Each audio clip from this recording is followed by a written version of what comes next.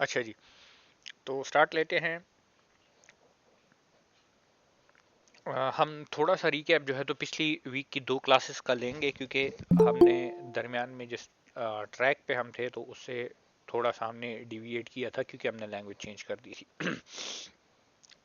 पिछली जो वीक की दो क्लासेस थी तो उसमें मैंने आपको शुरू में जब हम स्टार्ट कर रहे थे तो उस टाइम हमने डिस्कस किया था कि सबसे पहले तो लैंग्वेज क्यों स्विच कर रहे हैं उसकी बहुत सी वजूहत बताई थी। फिर हमने ये डिस्कस किया था कि क्यों सी या सी प्लस प्लस को ही जो है तो हम चूज़ कर रहे हैं। ठीक है, उसके बाद हमने ये डिस्कस किया था कि आया आपको दोनों आनी चाहिए या नहीं आनी चाहिए, वगैरह वगैरह उसकी बातें हमने की थी।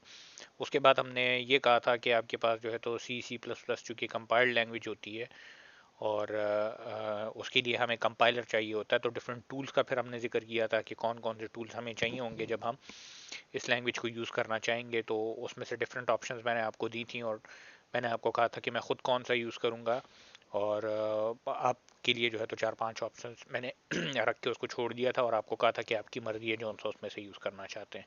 उसके बाद फिर उसी क्लास में हमने जो सी प्लस प्लस की पहली क्लास थी तो उसमें से थोड़ा सा स्ट्रक्चर डिस्कस किया था कि सी प्लस प्लस के प्रोग्राम का स्ट्रक्चर किस तरह से होता है, मतलब किस तरह से आप जो है तो मेन जो चीज़ें हैं तो वो अपने कोड में लिखते हो, उसको हमने डिस्कस किया था। हमने कहा था कि हेडर फाइल्स होती हैं हमारे पास, मेन का फंक्शन एक होता है जो कि हर एक कोड में लाजमी होता है और क्यों उसको रखते हैं उसकी वजह भी आपको बता दी थी, वगैरह वगैरह। उसके बाद उसकी नेक्स्ट क्लास में फिर मैंने आपको कहा था कि हम वो चीज़ें डिस्कस करेंगे जो कि हमें मेनली चाहिए होंगी। मतलब फॉर एग्जांपल स्विच करने के लिए जो है तो हमें देखनी पड़ेंगी। तो फॉर एग्जांपल एक हमने ये किया था कि हमने वेरिएबल देखे थे कि किस तरह से डिक्लेयर होते हैं, वेरिएबल के साथ डेटा टाइप वगैरह लिखी जाती थी। हमने देखा था कि फंक्शंस कैसे डिक्लेयर करते हैं, हम कैसे डिफाइन करते हैं।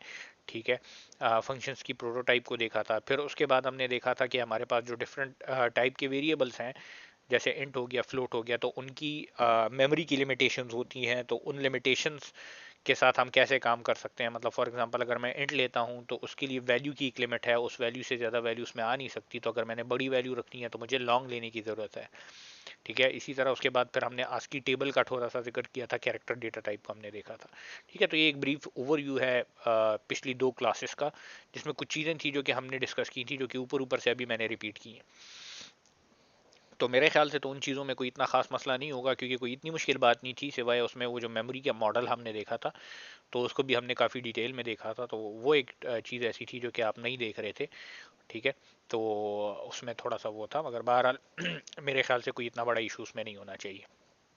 अब हम आते हैं एक्चुअल जो आगे का काम है उसकी तरफ। तो आप लोगों को याद होगा जब पाइथन में हमने ये सारी चीज़ें कर ली थी, मतलब वेरिएबल्स वगैरह और ये सारी चीज़ें हमने देख ली थी, तो हम डायरेक्टली हमने स्विच किया था उस टाइम पे इफ एल्स की स्टेटमेंट्स पे। ठीक है, हमने स्विच किया था इफ एल्स की स्टेटमेंट्स पे उसके बाद। अच्छा, तो एग्जैक्टली वही काम हम यहाँ पे भी करने जा रहे हैं। हम अभी क्या करेंगे कि इफ एल्स की स्टेटमेंट स्टार्ट कर देंगे। ठीक है, जो कंडीशनल्स हैं हमारे पास, जिन्हें कंडीशनल्स कहा जाता है, वो हम स्टार्ट कर रहे हैं। ठीक है, तो सबसे पहले तो मैं वही एग्जांपल जो कि वहाँ पे इफ एल्स पढ़ाते हुए आपको कराई थी, तो एग्जैक्टली वही एग्जांपल कराऊंगा, क्योंकि ये चीज़ें हम कर चुके हैं। तो एटलीस्ट आपको यहाँ पे लॉजिक को समझने में मुश्किल नहीं होगी, आपको सिर्फ सिंटेक्स समझना पड़ेगा। ठीक है, तो आप लोगों को याद होगा कि हम जिस टाइम एफ एल स्टार्ट कर रहे थे तो उधर एक एग्जांपल हमने देखी थी। ये भी मैं कराऊंगा, तो अगर याद नहीं भी होगा तो याद आ जाएगा। ठीक है, सबसे पहले तो इस प्रोग्राम को देखें। तो सबसे टॉप पे आईओ स्ट्रीम को इंक्लूड किया हुआ है सी आउट के लिए, और वो बार बार एस टी डी लिखने से बचने के लिए हमने क्या किया है, यहाँ पे using name space S T D लिख दिया है। हाँ हमजा, ये अपलोड हो जाएगा, लेक्चर आपको मिल जाएगा। ठीक है, मैं कोशिश करूंगा जितनी जल्दी अपलोड हो सके, क्योंकि क्लास लेने के बाद डायरेक्टली ये मैं अगर थोड़ी बहुत इसमें चेंजेस वगैरह करनी होंगी तो वो मैं कर लूंगा और मैं अपलोड कर दूंगा। ये मिल जाएगा, लिंक आपको जल्दी मिल जाएगा। अच्छा, तो हम ये कह रहे थे, हाँ, ये नेम स्पेस एस भी जो है तो सी आउट के लिए और एंडल के लिए हमने किया हुआ है। इसकी रीज़न मैंने आपको पिछले दो लेक्चर्स में बता दी थी। अब हम आए यहाँ पे, देखें मेन के फंक्शन को अगर हम देखें तो मेन के अंदर हमने एक फंक्शन कॉल किया हुआ है सी आउट के अंदर एब्सोल्यूट के नाम से, और उसको फिलहाल जीरो पास किया हुआ है, इसको बाद में हम चेंज कर देंगे। ठीक है, तो अब हम देखना ये चाह रहे हैं कि एक्चुअली इफ और एल्स यहाँ पे यूज किस तरह से होते हैं। ठीक है, तो ये एब्सोल्यूट का फंक्शन है, इसके अंदर हमने यूज किया हुआ है। तो फंक्शन की तरफ जाते हैं, फंक्शन की डेफिनेशन की तरफ, और उसमें से देखते हैं कि क्या वो है। ठीक है, यहाँ यहाँ तक तो किसी को कोई इशू नहीं है ना, इधर तो कोई कोई मसला नहीं है, क्योंकि अभी तक तो सिंपल सारा चल रहा है। ठीक है, अच्छा देखें, मैं अब क्या कर रहा हूं कि ये जो फंक्शन है एब्सोल्यूट का, ये क्या करेगा कि आप इसे पॉजिटिव वैल्यू देंगे तो ये वही वैल्यू रिटर्न करेगा, जीरो देंगे तो जीरो ही रिटर्न करेगा।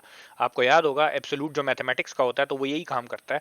उसे जब आप नेगेटिव वैल्यू देते हैं तो वो आपको पॉजिटिव करके आपको वापस देता है। ठीक है, नेगेटिव वैल्यू को पॉजिटिव करके आपको वापस देता है। तो एग्जैक्टली वही काम हम यहाँ पे कर रहे हैं। देखें, इसकी कंडीशन को देखें। सबसे पहले तो जरा डिफरेंसेस देख लेते हैं कि पाइथन में और इसमें डिफरेंस क्या है।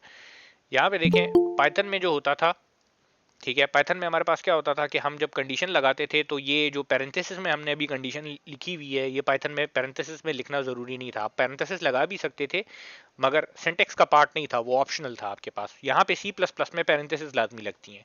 तो इसका मतलब ये है कि अगर आपने कंडीशन देनी है तो आप पैरेंथेसिस में इसे लिखेंगे। दूसरी बात ये कि ऑपरेटर्स वही हैं। ठीक है, जो कंपैरिजन के ऑपरेटर्स हैं तो वो वही हैं, मतलब greater than, less than, greater than और इक्वल टू, लेस देन और equal to, equals to, not equal to, सारा उसी तरह से है।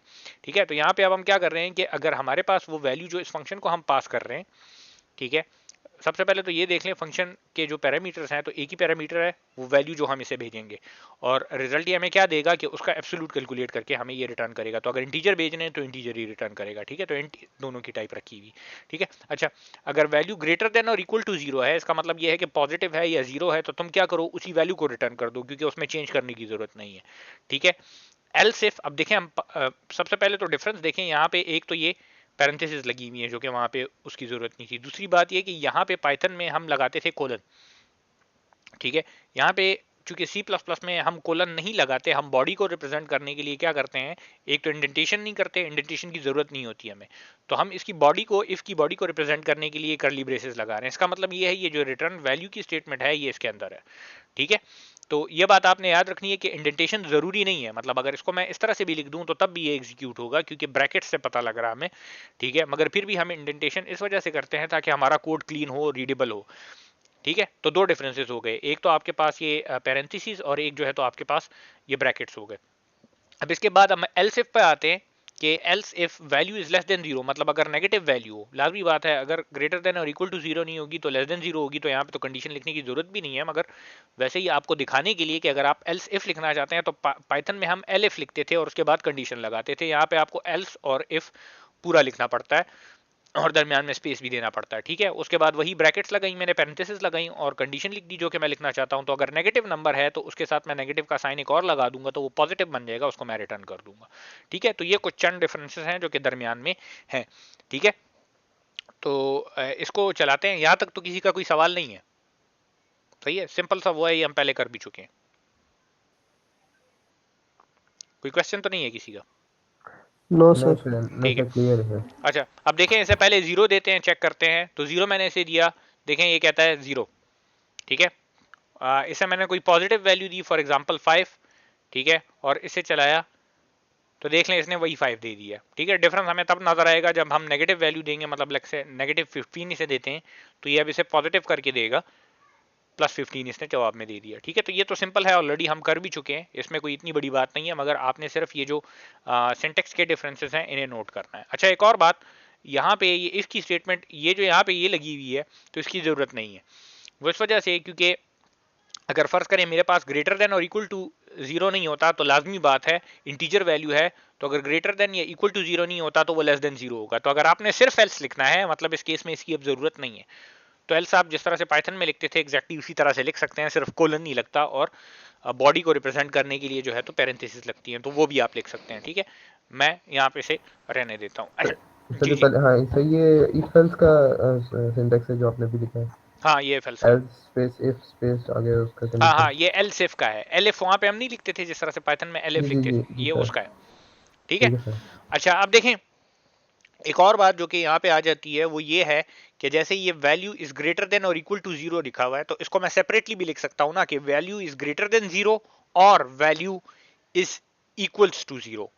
ठीक है, ये मैं अलग अलग से लगा सकता हूँ ना, जिस तरह से पाइथन में अगर फर्ज करें इसे हम करते तो इसे हम ऐसे कर सकते थे कि वैल्यू इज ग्रेटर देन 0, एक कंडीशन हो गई, ठीक है, और इसी के साथ और लगा के वैल्यू इज इक्वल्स टू 0, ठीक है, ऐसे हम पाइथन में कर सकते थे, ठीक है। तो सॉरी, ये इधर मैंने ये लगाया, और लगा देता हूँ, ठीक है, पाइथन में ऐसे करते थे ना हम, ऐसे कर सकते थे हम अगर इस कंडीशन को स्प्लिट करना चाहते, थोड़ा सा और एलैबोरेट करना चाहते, तो हम इस तरह से लिख सकते थे। अब सी प्लस प्लस में स्पेसिफिक जो एंड और के लिए लॉजिकल एंड और जो दो कंडीशंस के दरमियान लगते हैं, अब ये मेरे पास दो कंडीशंस बन गई हैं ना, तो उसके दरमियान जो ऑपरेटर्स लगते हैं, तो पाइथन में तो एंड और आप लिखते हो, सी और सी प्लस प्लस में आप क्या करते हैं कि एंड की जगह ये दो एम्परसेंट के साइन लगाते हो, जो कि शिफ्ट 7 से आप करते हो, ठीक है, और की जगह आप क्या करते हो कि ये वाले साइन लगाते हो, ठीक है, जो कि शिफ्ट बैक स्लैश से आपके पास आते हैं, ठीक है। तो अगर इसके अंदर मैं और डालना चाहता हूँ, ये एंड और भी सी प्लस प्लस में यूज होते हैं, मगर ये मेरे ख्याल से कई नए वर्जन में इन्होंने इंट्रोड्यूस किया है, तो बहुत सारी एग्जांपल जो इंटरनेट से आपको मिलेंगी,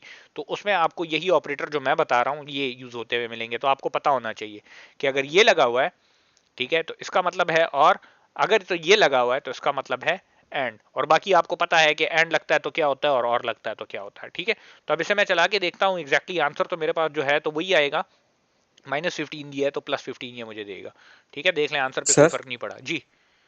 सर इसकी जगह एंड या और भी लिख सकते हैं, हाँ हाँ, मगर ये भी लिख सकते हैं, सिंबल भी लगा सकते हैं। बिल्कुल दोनों लगा सकते हैं, मगर पुराने वर्जन में एंड और मेरे ख्याल से नहीं है, ये अभी अभी कहीं इंट्रोड्यूस किया मेरे ख्याल से इन्होंने, ठीक है। तो बहुत सारी एग्जांपल्स जो इंटरनेट से आपको मिलेंगी, तो उसमें एंड और के ये वाले ऑपरेटर आपको नजर आएंगे जो कि यहाँ पे लिखे हुए हैं, ठीक है। तो एटलीस्ट आपको ये पता होना चाहिए कि कहीं बुक अगर आप खोल के देखते हैं या इंटरनेट से कुछ थोड़ा बहुत स्टडी करते हैं या कोई एग्जांपल किसी और का कोड आपको मिल जाता है, तो आपको पता होना चाहिए कि अगर ये लिखा हुआ है तो इसका क्या मतलब है। क्लियर है? जी सर सर वैसे क्लियर। न्यू में तो हम एंड और यूज कर ही सकते हैं, या वहां भी यही यूज करने हैं एंड और देखें, स्लैशेस मैं वगैरह? आपको कह रहा हूं ना, अब देखें मैं आपको दिखाता हूं, इधर अगर मैं और लिख देता हूं फॉर एग्जांपल, तो कोई फर्क नहीं पड़ेगा। देखें मैं इधर अगर अब 0 देता हूं ना, तो 0 में मेरे पास कौन सी कंडीशन ट्रू होती है? दूसरी वाली, ठीक है। तो ये देख लें मुझे 0 दे रहा है, कोई फर्क नहीं है। इसी तरह अगर मैं लेट से इधर लिखता हूं 8, तो 8 में ये पहली वाली कंडीशन ट्रू हो रही है ना, दूसरी तो फॉल्स हो रही है, ठीक है। तो करता है काम, मतलब एंड और आप दोनों लिख सकते हैं, उससे कोई फर्क नहीं पड़ता। मगर मैं ये कह रहा हूं कि ज्यादातर जो जी इसका ठीक सर। मटेरियल आपको मिलेगा, तो उसमें एंड और इस तरह से लिखे होंगे। तो आपको पता होना चाहिए कि एंड के लिए 2 दफा एम्परसेंट लगता है और के लिए ये दूसरा साइन लगता है, पता बस आपको होना चाहिए, ठीक है। क्लियर है? और ज्यादातर लैंग्वेजेस में मतलब जी सर। बाज बाज लैंग्वेजेस इस तरह से हैं कि वो इसी कन्वेंशन को फॉलो करती हैं, तो आपको वैसे भी पता होना चाहिए इसका, ठीक है जी। तो ये तो हमारे पास हो गया इफ एल्स की स्टेटमेंट्स हो गई, ठीक है। इसी तरह से जिस तरह से इफ एल्स के साथ जो जो काम आप वहां पे पाइथन में कर सकते थे, वो सारे के सारे काम आप यहाँ पे भी कर सकते हैं। मतलब नेस्ट भी कर सकते हो, एक इफ के साथ जो है तो मल्टीपल एल्स भी लग सकते हैं, एल्स इफ लग सकते हैं, और एक एल्स भी लग सकता है। तो जिस तरह से वहां पे करते थे एग्जैक्टली उसी तरह का काम सारा का सारा यहाँ पे आप कर रहे हैं। आपने सिर्फ सिंटेक्स के डिफरेंसेस देखने हैं कि क्या क्या है, मतलब कहीं पे नाम वगैरह चेंज हैं, तो उसका आपको पता होना चाहिए। बहरहाल इसको मैं वापस जिस तरह से था तो उस तरह से लिख लेता हूँ, ये ग्रेटर देन और इक्वल टू 0। तो कहीं पे अगर आपको ये वाले साइन नजर आते हैं एम्परसेंट के, ये वाले, तो आपको पता होना चाहिए किस तरह से यूज हो रहा है, ठीक है। अच्छा, अब इसके बाद हम आते हैं उसकी तरफ, क्या कहते हैं, नेस्टेड इफ्स की तरफ, ठीक है। तो अगेन देख लें, हेडर फाइल है, यूजिंग नेम स्पेस एसटीडी किया हुआ है, मेन के फंक्शन के अंदर बाकी कोड लिखा हुआ है, ठीक है। तो ये मेन के अंदर जो कोड है तो इसे देखते हैं, ठीक है। यही एग्जांपल जो पहले नेस्टेड इफ वहां पे आपको कराया था, तो एग्जैक्टली यही एग्जांपल हमने की थी, ठीक है। तो इसे देखते हैं। देखें हमारे पास a की वैल्यू 2 है, b की वैल्यू 4 है, ठीक है। If a is greater then 5, ठीक है, तो ये इफ की बॉडी एग्जीक्यूट होगी। कैसे पता लग रहा है? ये वो लगी हुई है, करली ब्रेसेस लगी हुई है, तो इफ ये हाईलाइटेड पार्ट सारा का सारा इफ की बॉडी का है। अगर फर्ज करें ये इफ फॉल्स हो जाता है, ये a इज ग्रेटर देन 5 नहीं होता, तो आपके पास एल्स के पोर्शन में आएगा, ये यहाँ पे आ जाएगा, इस स्टेटमेंट को एग्जीक्यूट कर लेगा, ठीक है। मगर यहाँ पे नोट करें, एल्स के बाद कोई करली ब्रेसेस नहीं लगे हुए, ठीक है। वो जो करली ब्रैकेट्स थे वो नहीं लगे हुए, वो इस वजह से क्योंकि एल्स के अंदर सिर्फ एक ही स्टेटमेंट हम लिखना चाह रहे हैं। तो अगर एक स्टेटमेंट हो तो फिर आपको ब्रैकेट्स लिखने की जरूरत नहीं पड़ती, ठीक है। एक स्टेटमेंट हो तो फिर आपको ब्रैकेट लगाने की जरूरत नहीं पड़ती। सर जी सर जी। एक स्टेटमेंट हो तो इंडेंटेशन की जरूरत पड़ेगी? इंडेंटेशन की भी जरूरत नहीं है। इंडेंटेशन मैंने अगेन आपको कहा ना, यहाँ पे इंडेंटेशन की बिल्कुल कहीं पे भी जरूरत नहीं है। ठीक है सर, ठीक ठीक है है, ये बात क्लियर कर लें, इंडेंटेशन से कोई फर्क यहाँ पे नहीं पड़ता, मगर इंडेंटेशन हम करते इस वजह से हैं ताकि हम अपने कोड को देखें तो पता लगे। अब अगर इसको मैंने इंडेंट ना किया होता, ठीक है, तो ये क्लियर ना होता, मैं जैसे ही इंडेंट करता हूँ पता लगता है कि ये इसके अंदर है। ठीक है सर। ठीक है, तो इंडेंटेशन इन एनी केस हम करते हैं, अपने आप पे फोर्स करते हैं, क्योंकि वैसे भी आपको आदत तो पड़ गई है ना, तो उसको रखें जी इंडेंटेशन जी को। ठीक ठीक है है, सर। तो ये बात याद रखें कि जब भी एक स्टेटमेंट हो तो ब्रैकेट लगाना फिर जरूरी नहीं है, आप लगा सकते हैं। ठीक है, उसका इफेक्ट मैं भी आपको थोड़ी देर में दिखाऊंगा। ठीक है, आप लगा सकते हैं मगर लगाना जरूरी नहीं है। ठीक है, तो अगेन यहाँ पे देख लें, इस इफ की बॉडी के अंदर एक और इफ एल्स लगा हुआ है, इसका मतलब ये इसको हमने नेस्ट किया हुआ है। ठीक है, तो if b is greater then 6 तो तुम क्या करो, ये प्रिंट करो कि a is more than 5 and b is more than 6। Else अगर b ग्रेटर देन 6 नहीं होता तो तुम ये प्रिंट करो a is more than 5 but b is not more than 6। ठीक है, तो मुझे ये जो करंट वैल्यूज हैं इसके मुताबिक अगर मैं इसे चलाऊंगा तो क्या आएगा, आउटपुट क्या आएगा, क्या प्रिंट होगा सर अगर। एल स्टेटमेंट होगी पहली, ए इज नॉट मोर देन 5। बिल्कुल, क्योंकि सबसे पहले ये चेक होगा ना, तो a की वैल्यू क्या है, 2 है। ठीक है, तो वो डायरेक्टली ये इफ जब एग्जीक्यूट नहीं होगा तो इसका मतलब ये पूरी बॉडी इसकी स्किप हो जाएगी, एल्स पे आ जाएगा a is not more than 5। तो इसे मैं चलाता हूं, ये देख लें कह रहा है a is not more than 5। ठीक है सर जी। पर अगर हम इसके बाद अगर हम यहाँ पर लास्ट एल्स में अगर हम कर्ली ब्रेसेस नहीं लगाते और हमारा कोड एक दो लाइनों से ज्यादा होता है तो वो लॉजिकल एरर आएगा ना? नहीं, एरर नहीं आएगा, वो एक तो ही सर अगर हम स्टेटमेंट, कर्ली एक ब्रेसेस एक स्टेटमेंट को उसके अंदर कंसिडर करेगा। फिर सब्र करें, उसकी तरफ वो अभी करा के दिखाता हूं मैं। ठीक है, ठीक है उसे करते हैं। ठीक है अच्छा देखें, तो इस एग्जांपल को यहाँ पे तो हमें समझ पड़ गई कि ये इधर आ गया। ठीक है, अब अगर फर्ज करें मैं कर देता हूँ a को 6 कर देता हूँ, अब क्या आउटपुट आएगा, sir a is more than 5 but b is not more than 5 बिल्कुल, 6। ये कंडीशन ट्रू हो जाएगी क्योंकि a की वैल्यू 6 है। फिर इधर आएगा इस इफ पे b इज ग्रेटर देन 6, जो कि नहीं है क्योंकि b की वैल्यू 4 है, इसके एल्स में आ जाएगा तो ये प्रिंट हो जाएगा। ठीक है, तो इसे मैं चलाता हूं, यहां पे देखें a is more than 5 but b is not more than 6। ठीक है, तो अगेन इस इफ के अंदर ये एक स्टेटमेंट है और यहां पे भी एक स्टेटमेंट है, तो हमने ब्रैकेट्स नहीं लगाई हुई, कोई फर्क इससे नहीं पड़ता। ठीक है, इसी तरह से मैं अगर b की वैल्यू को लेट से 9 कर दूं, ठीक है, b की वैल्यू को अगर 9 कर दूं तो अब ये वाली स्टेटमेंट प्रिंट होगी, सॉरी ये वाली स्टेटमेंट प्रिंट होगी, a is more than 5 and b is more than 6। ठीक है, तो इसे चलाते हैं, यहाँ पे देख लें a is more than 5 and b is more than 6। ठीक है, तो ये तो हम मतलब पहले भी एग्जैक्टली यही एग्जांपल कर चुके हैं, अब थोड़ा सा इसमें चेंज करते हैं। ठीक है, जैसे अभी तो अरमगान ने सवाल किया कि अगर इस एल्स के नीचे यहाँ पे मैं लिख दूं फॉर एग्जांपल फिनिश्ड, ठीक है, तो आया लॉजिकल एरर आएगा, नहीं एरर कोई नहीं आएगा। हाँ logical error in a sense, आप बात ठीक कर रहे हैं। ठीक है, अब डिपेंड करता है कि इसे मैं कंसिडर कहां पे कर रहा हूं। ठीक है, एक मिनट, ये 2 हो गया, ये 4 हो गया, मैं किसी सोच से इसको नहीं कर रहा, आप मुझे बताएं कि इसका आउटपुट क्या आएगा। सर लास्ट वाली एल्स होगी a is not more than 5 और और उसके बाद फिनिश कर देगा, ठीक है, फिनिश लिख देगा एंड पे। वो तो ठीक है ना, वो चूंकि इफ नहीं हो रहा तो एल्स पे आ रहा है, तो इसका मतलब ये दो स्टेटमेंट्स तो जी प्रिंट हो जाएंगी। इसे मैं चलाता हूं, प्रिंट हो जाएगा। ठीक है, जी a is not more than 5 and finished. अब मुझे ये बताएं कि अगर इसे मैं करता हूं 6 तो अब क्या प्रिंट होगा। एक स्टेटमेंट तो ये प्रिंट हो जाएगा ना, a is more than 5 and b is not more than 6, और कुछ प्रिंट होगा साथ में, सर फिनिश वाली भी होगी प्रिंट साथ में, क्यों। क्योंकि सर वो सर वो प्रिंट इफ नहीं की होगी फिनिश्ड वाली, वो एक एल्स में लगी स्टेटमेंट हुई है, है। नहीं अच्छा नहीं लास्ट एल्स की एक स्टेटमेंट है एक तो मिनट, वो हम। ये किसने कहा है कि ये एल्स में लगी हुई है, सर खुजैमा, मैंने हुजैमा। कहा। देखें हुजैमा, मैंने आपको कहा था कि हम जब मल्टीपल स्टेटमेंट्स लगाते हैं एल्स के अंदर तो हम ब्रैकेट्स लगाते हैं। इधर मैंने आपको कंफ्यूज करने के लिए इसको इंडेंट किया हुआ है, इंडेंटेशन से कोई फर्क नहीं पड़ता, मैंने बताया था आपको। ठीक है, इस अच्छा सर, एल्स वो के मैं साथ, इंडेंट ही देख हाँ रहा था। इस एल्स के साथ सिर्फ ये एक ही स्टेटमेंट कंसिडर की जाएगी जी क्योंकि सर ब्रैकेट्स नहीं लगी हुई। फिनिश हर बार। हाँ, तो इसे जब मैं चलाऊंगा तो ये फिनिश फिर भी प्रिंट होगा। अब देखें, हालांकि ये ठीक है इस इफ के अंदर आया है, असल में ये इससे बाहर है। ये मैं इस तरह से लिखता तो आपको लगता कि ये इससे बाहर है, मगर इंडेंटेशन से तो कोई फर्क नहीं पड़ता ना यहाँ पे। ठीक है, तो जी सर। अगर फर्ज करें आप इस स्टेटमेंट को इस ऊपर वाले एल्स के साथ डालना चाहते हैं तो आप यहाँ पे करली दूसरी ब्रेसेस डाल लगाएंगे फिर। सही सर। ठीक है, ये करली ब्रेसेस आप फिर यहाँ पे जी लगाएंगे इसके साथ, ठीक है उजैमा? जी सर ठीक है, समझ गया। हाँ, तो ये बात ध्यान में रखनी है कि अगर मल्टीपल स्टेटमेंट्स हैं तो फिर आप करली ब्रेसेस लगाएंगे, अगर नहीं लगाएंगे तो वो फिर मल्टीपल कंसिडर नहीं होगी, सिर्फ एक स्टेटमेंट उसके साथ कंसिडर होगी, ठीक है? तो हमें इसका भी पता लग गया। जी सर। सर अगर ब्रेसेस नहीं लगाते तो बस एल्स के बाद जो एक स्टेटमेंट लिखी हुई है बस वही कंसिडर होती वही है। कंसिडर होगी, बाकी जो स्टेटमेंट होगी तो वो उससे बाहर कंसिडर होगी फिर। सर मैं इसी सेंस में पूछ रहा था, क्या क्या चीज? लॉजिकल एरर नहीं बनता है? हाँ ये देखें, लॉजिकल एरर नहीं बनेगा अगर हम लॉजिक करना गलती से हम ब्रेसेस नहीं लगाते? देखें लॉजिकल एरर तब होगा जब आप ब्रेसेस नहीं लगाते और आप ये कंसिडर करते हैं कि ये एल्स के अंदर है, सही है। ठीक है? तो लॉजिकल एरर तो तब होगा अगर मैं फर्ज करें ब्रेसेस नहीं लगाता और मैं कंसिडर करता हूं कि ये एल्स के अंदर नहीं है, तो मैं सही कंसिडर कर रहा हूं ना, तो फिर तो मेरी लॉजिक में कोई प्रॉब्लम नहीं है। तो वो ठीक है। इंटरप्रिटेशन पे डिपेंड करता है, आपको अगर रूल का पता है तो फिर आपसे लॉजिकल गलती फिर आपसे नहीं होगी। क्लियर? इंशाल्लाह सर। ठीक है, तो बाद औकात आपको जी ब्रैकेट्स सर। नजर नहीं आएंगी तो आपको फिर पता होना चाहिए कि ये एक ही स्टेटमेंट है उसके अंदर। ठीक हो गया जी? अच्छा, अब हम आते हैं एक और जी चीज की सर। तरफ। ठीक है, एक डेटा टाइप है बूल की। हमने बुलियन डेटा टाइप पाइथन में देखी थी, याद होगी आपको, जिसकी वैल्यूज दो होती हैं, ट्रू और फॉल्स। ठीक है, वही डेटा टाइप आपके पास मौजूद है यहाँ पे भी।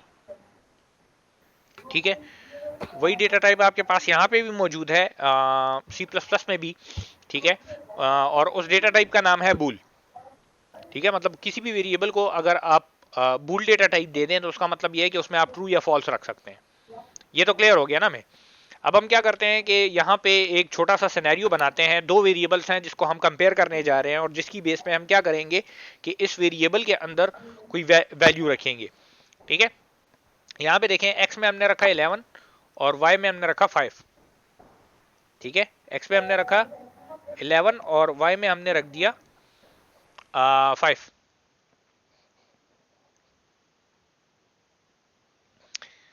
अच्छा, एक्स में 11 वाई में 5 रख दिया। अब मैं चेक करता हूं कि इफ एक्स की वैल्यू ग्रेटर देन वाई है, ठीक है, तो तुम क्या करो, इस ग्रेटर के वेरिएबल में रख दो ट्रू। ठीक है, और अगर फर्ज करें वो ग्रेटर देन वाई नहीं है तो इस ग्रेटर में रख दो फॉल्स।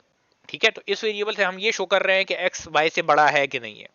ठीक है, तो या तो बड़ा होगा या छोटा होगा या इक्वल होगा। यहां तक सबको क्लियर है? जी सर। जी। ठीक है, कोई और अगर कोई सवाल पूछना चाहता है तो पूछ सकता है, कोई सिंपल सा वो है, मेरे ख्याल से कोई इतनी बड़ी बात नहीं है इसमें।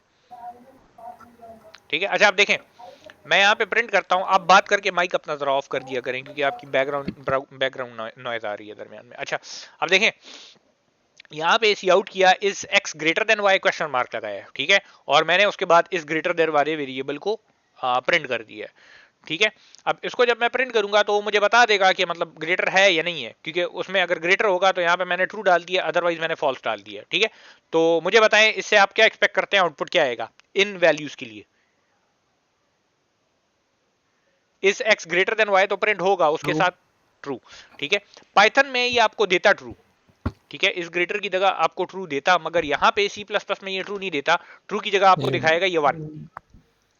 ठीक है, यस सर। वो इस वजह से वजह तो खैर इसकी मतलब स्पेसिफिकली वो नहीं है, इंपॉर्टेंट नहीं है, मगर आप सिर्फ इतना समझें कि यहाँ पे जो बल्कि बहुत सारी लैंग्वेजेस में इस तरह से ही है कि आपके पास जो नॉन जीरो वैल्यू होती है तो वो ट्रू कंसिडर की जाती है, और जो जीरो वैल्यू होती है तो वो फॉल्स कंसिडर की जाती है। स्पेसिफिकली फिर नॉन जीरो वैल्यूज में से 1 को जो है तो ट्रू कंसिडर किया जाता है। ठीक है, बाकी सारी वैल्यूज भी ट्रू होती हैं, मगर जहां पे ट्रू फॉल्स की बात आती है तो स्पेसिफिकली हम 1 कहते हैं ट्रू के लिए और 0 कहते हैं फॉल्स के लिए। जिस टाइम मैं पाइथन में आपको करा रहा था तो उस टाइम मैंने आपको बताया भी था।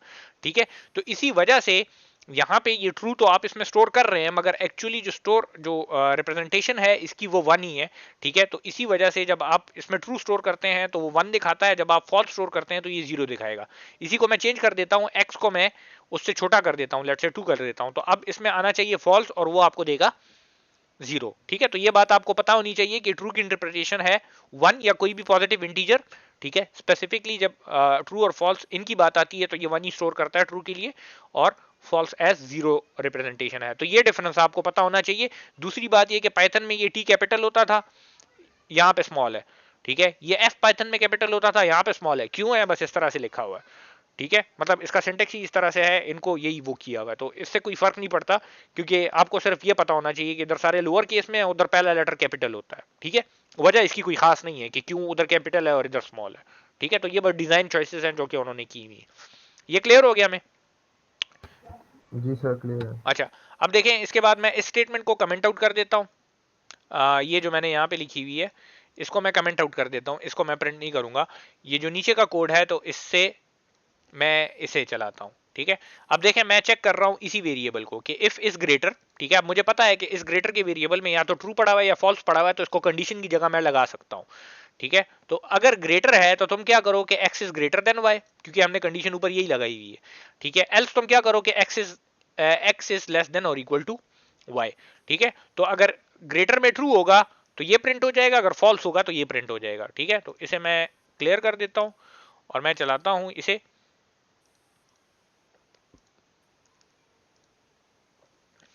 ठीक है, तो यहां पे देख लें x, चूंकि x की वैल्यू हमारे पास 2 थी और y की 5 है, तो कहता है x इज लेस देन और इक्वल टू y। ठीक है, इस स्पेसिफिक केस में वो लेस देन है। ठीक है, ये क्लियर हो गया, इसमें कोई कंफ्यूजन तो नहीं है? सर जो ट्रू और फॉल्स है यानी कि जो बूल ऑपरेशन होंगे तो वो इंट रिटर्न करेंगे तो कि वो 0 और 1 बूल ही रहेंगे। क्या चीज? सर ये हम ट्रू बुलियन जो है ऑपरेशन ये वो 0 और 1 का रिटर्न कर रहे हैं ना, जी जी, देखें तो ये एक्चुअली 0 और 1 इंट रहेंगे या बूल ही रहेंगे? देखें इसको इसको इस तरह से समझे, हम जब ट्रू स्टोर करते हैं या फॉल्स स्टोर करते हैं, ठीक है, तो उसकी इंटरप्रिटेशन हमारे पास यही जो इंटीजर जिससे बन रहा है ना, ये 1 और 0। ठीक है, तो ये एक्चुअली काम 1 और जी 0 सर। पे ही करते हैं। ठीक है, मगर ये 1 और 0 जब ऐसी जगह पे यूज होते हैं, ठीक है, जहां पे कंडीशन की बात आती है या जहां पे बुलियन एक्सप्रेशन की बात आती है, तो 1 का मतलब ट्रू है, 0 का मतलब फॉल्स है, चाहे वो बुलियन वेरिएबल में हो या ना हो। ठीक है, ठीक है मैं अगर इफ सर। में ट्रू की जगह 1 लिख दूंगा तो इसका मतलब यह है कि उसकी कंडीशन ट्रू होगी हर दफा। ठीक है, या कोई भी पॉजिटिव इंटीजर लिख दूंगा जैसे मैंने पहले आपको बताया ना, और अगर 0 लिख दूंगा तो इसका मतलब ये वो हमेशा फॉल्स होगा। ठीक है सर। क्लियर हो गया? ठीक है, तो जहां जहां पे कंडीशन की बात आएगी या बुलियन एक्सप्रेशन की बात आएगी, वहां पे ये एज अ ट्रू और फॉल्स काम करेंगे 1 और 0। ठीक है, ये बात आपने याद रखनी है। ठीक है, तो इस ग्रेटर में लेट से अगर आप कहते हैं कि ट्रू ट्रू मैं लिख तो रहा हूं, इसमें 1 स्टोर हो रहा है, तो ठीक है, बात गलत नहीं है। ठीक है, क्योंकि जी इसकी सर ठीक है। इंटरप्रिटेशन 1 0 में ही हो रही है। आपको बस सिर्फ ये पता होना चाहिए कि जहां पे 1 होगा उसका मतलब होगा ट्रू, मतलब अगर कहीं पे कंडीशन वगैरह की या बुलियन एक्सप्रेशन की बात हो रही होगी, और जहां पे 0 लिखा होगा उसका मतलब होगा फॉल्स। अच्छा, अब इसी को उठा, सर जी जी जी जी, सर सर अगर इसी में हम 1 और 0 लगा दे तो ये इसी में ट्रू और फॉल्स की इधर जगह? मैं 1 लिख दूं और इधर 0 लिख दूं, जी सर, लिख दिया है मैंने, तो सही होगा। फिर भी चल रहा है। ठीक है, सही है मगर सर। देखें ये और अब, सर अगर हम मतलब इसमें हम ट्रू कैपिटल लेटर्स में लिखे मतलब टी जो हाँ, फर्स्ट लेटर जो वो कैपिटल, तो वो ये फिर हमें एरर देगा? एरर देगा क्योंकि ये भी केस सेंसिटिव है। ठीक है, अच्छा देखें हमजा, ओके। आपने आपने कहा कि मैं 1 और 0 लिखूंगा तो काम करेगा, काम तो कर रहा है, मगर ये बात ध्यान में रखें कि ये अब रीडेबल नहीं रहा। जी सर। रीडेबल नहीं रहा ना, अगर इस तरह से लिखा हो तो ज्यादा पता लगता है कि क्या हो रहा है। जी सर। ठीक है, तो ये बात ध्यान में रखनी है। देख लें मैं कैपिटल टी यहां पे लिखता हूं तो देख लें उसका कलर ही चेंज हो गया है।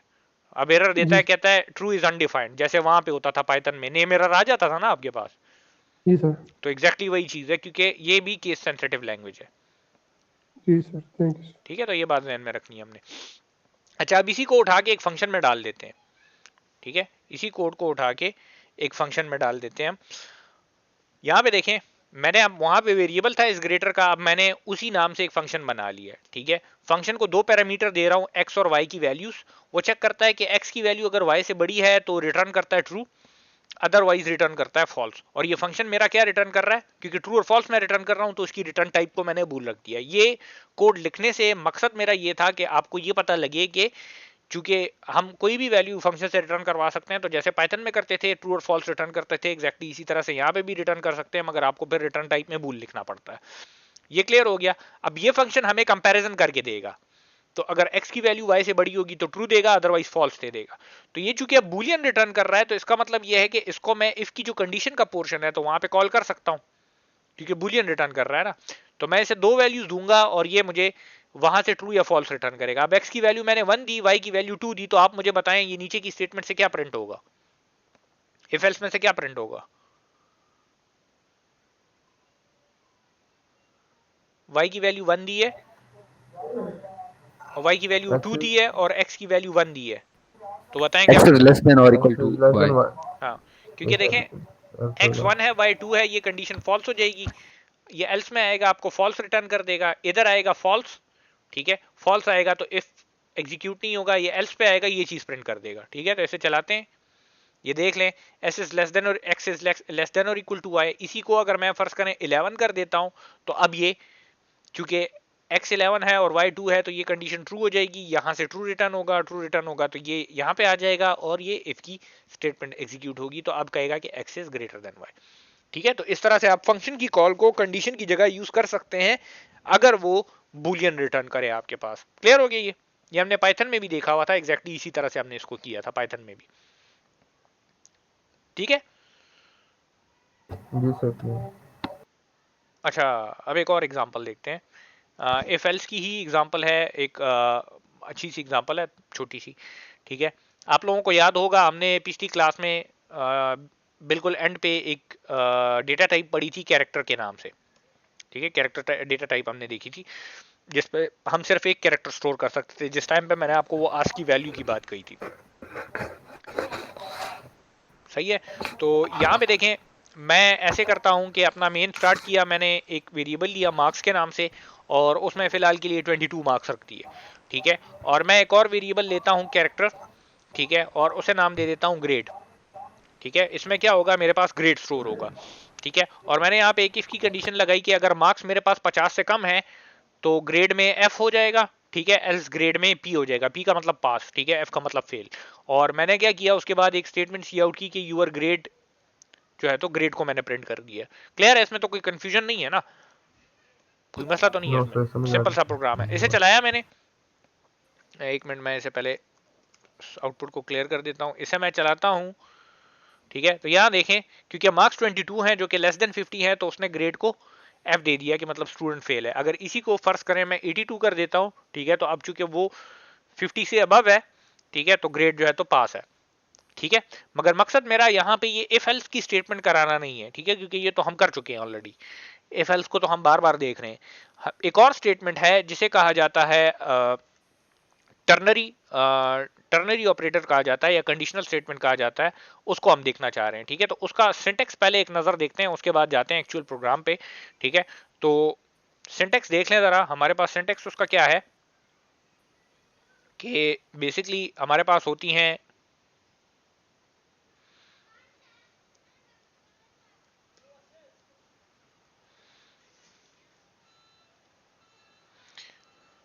अच्छा, हमारे पास उसके सिंटेक्स के 3 मेन पार्ट्स हैं। ठीक है, यहां पे हमारे पास होती है कंडीशन सबसे पहले पैरेंथेसिस के अंदर, ठीक है, जिस तरह इफ एल्स की कंडीशन थी। उसके बाद फिर हमारे पास होता है क्वेश्चन मार्क। ठीक है, ये सिंटेक्स का पार्ट है।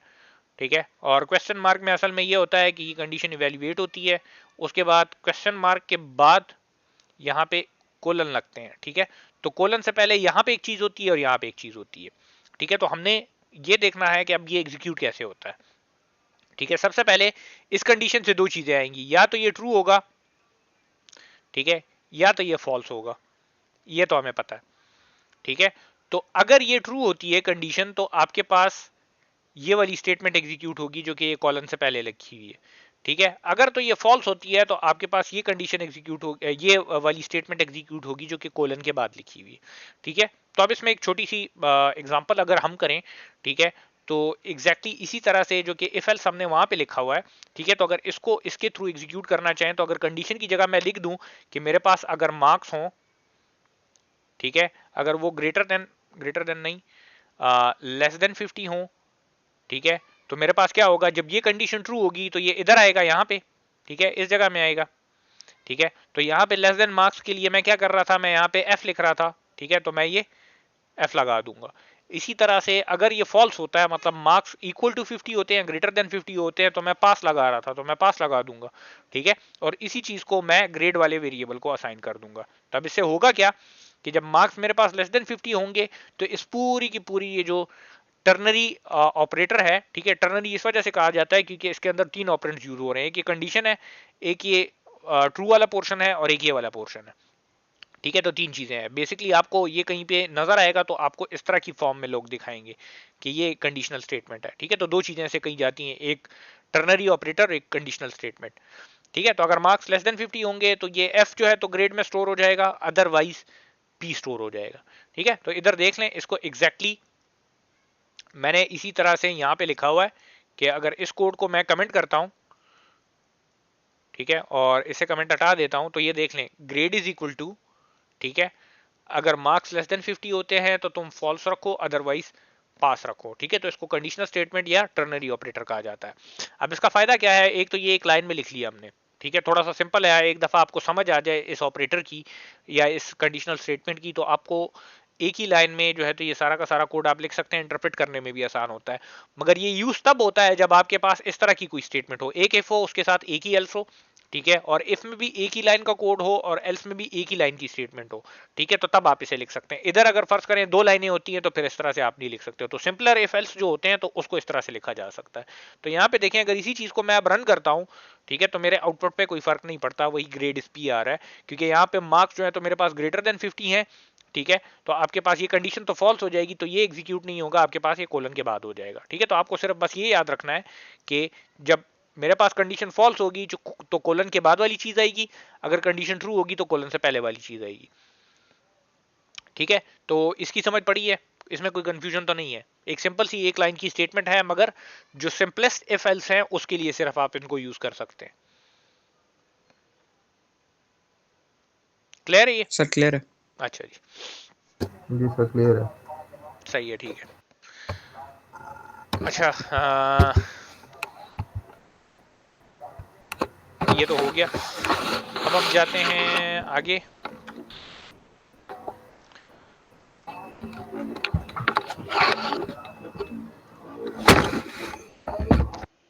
और आगे की चीजों को देखते हैं, ठीक है।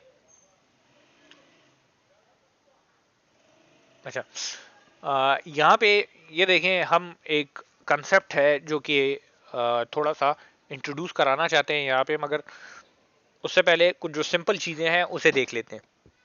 एक फंक्शन है फन के नाम से, ठीक है, एक वेरिएबल मुझसे पैरामीटर में ले रहा है एक्स के नाम से जिसकी टाइप इंट है, उस वेरिएबल को पहले वो प्रिंट करता है, फिर उसी वेरिएबल की वैल्यू रिटर्न कर देता है, दोनों काम कर रहा है, प्रिंट भी कर रहा है और उसकी वैल्यू को रिटर्न भी कर रहा है, ठीक है। अच्छा उसकी रिटर्न टाइप इसी वजह से एंटर की हुई है क्योंकि एंटर से पास कर रहे हैं और एंटी रिटर्न करवा रहे हैं। अब यहाँ पे देखिए मेन में आए हम, ठीक है, एक वेरिएबल डिक्लेयर किया वैल के नाम से, ठीक है, उस वेरिएबल के साथ क्या किया है वो बाद में देख लेंगे, और उसी वेरिएबल को नीचे प्रिंट किया हमने, ठीक है। अब आते हैं वेरिएबल की तरफ, ठीक है, वैल वाले वेरिएबल की तरफ। तो अगेन वो बात आपने ध्यान में रखनी है कि जहां पे बूलियन एक्सप्रेशन की बात आएगी तो वहां पे हमारे पास 0 एज अ फॉल्स यूज होगा और 1 एज अ ट्रू यूज होगा, या कोई भी positive number as a true use होगा। तो वो इंफॉर्मेशन ध्यान में रखते हुए अब इसे देखते हैं। यहां पे देखें कि ये जो वैल्यू का वेरिएबल है तो उसे मैंने क्या असाइन किया हुआ है। सबसे पहले तो देखें फंक्शन को कॉल किया हुआ 0 की वैल्यू के साथ, ठीक है, और फंक्शन को फिर कॉल किया 0 की वैल्यू के साथ और दरमियान में m% लगाया हुआ है। इसका मतलब ये है कि मैं ये कह रहा हूं कि ये एक बूलियन एक्सप्रेशन बन गई है क्योंकि दरमियान में लॉजिकल एंड का ऑपरेटर लगा है, ठीक है, बूलियन एक्सप्रेशन बन गई है ना, लॉजिकल एंड का ऑपरेटर दरमियान में लगाया हुआ है। तो ये क्या करेगा, अब आपके पास इधर से कुछ ट्रू या फॉल्स आएगा और इधर से कुछ ट्रू या फॉल्स आएगा और दरमियान में एंड लगा होगा, ठीक है। तो ये डिसाइड करेगा कि ओवरऑल इस पूरी एक्सप्रेशन से ट्रू आता है या फॉल्स आता है, मतलब 1 आता है या 0 आता है, ठीक है। तो मैं देखें यहाँ पे ऐसे करता हूं कि इस पहले फंक्शन को 1 भेजता हूं, ठीक है, तो क्या होगा 1 प्रिंट हो जाएगा और 1 की वैल्यू रिटर्न हो जाएगी, तो 1 यहाँ पे मेरे पास आ जाएगा इस फंक्शन की कॉल जहाँ पे है। दूसरे फंक्शन में मैंने 0 भेजा, ठीक है, वो 0 की वैल्यू प्रिंट हुई और वो वैल्यू रिटर्न भी होगी, तो 1 एंड 0 से क्या आता है, 1 का क्या मतलब है, 1 का मतलब ट्रू और 0 का मतलब फॉल्स है। हाँ, तो ट्रू एंड फॉल्स से क्या आता है, फॉल्स फॉल्स आता है, ठीक है। तो इसका मतलब ये है वैल्यू में क्या पड़ा होगा, 0 आ जाएगा, 0 0 आएगा, ठीक है। तो इसे चलाते हैं, ठीक है, ये देख लें। सबसे पहले ये जो x1 प्रिंट हो रहा है ये इस फंक्शन कॉल की वजह से प्रिंट हो रहा है क्योंकि इसके अंदर मैं प्रिंट कर रहा हूं। फिर x is equal to 0 print हो रहा है, इसका मतलब ये इस फंक्शन कॉल की वजह से प्रिंट हो रहा है, ठीक है। और फिर वैल्यू में 0 इस वजह से है क्योंकि 1 एंड 0 का मतलब है आपके पास 0, मतलब ट्रू एंड फॉल्स का मतलब है फॉल्स। क्लियर हो गया, ठीक है। इस 1 की जगह मैं कोई भी वैल्यू यहां पे भेजूंगा ना, 999 भी भेज दूंगा फॉर एग्जांपल, अगर 1999 भेजा है तो 0 के अलावा कोई भी वैल्यू हो तो वो आपके पास ट्रू कंसिडर की जाती है। तो यहां पे देखें, इसे भी चलाते हैं तो ये फिर भी आपको 0 देता है, ये ट्रू कंसिडर हो रहा है और ये आपके पास फॉल्स कंसिडर हो रहा है, ठीक है।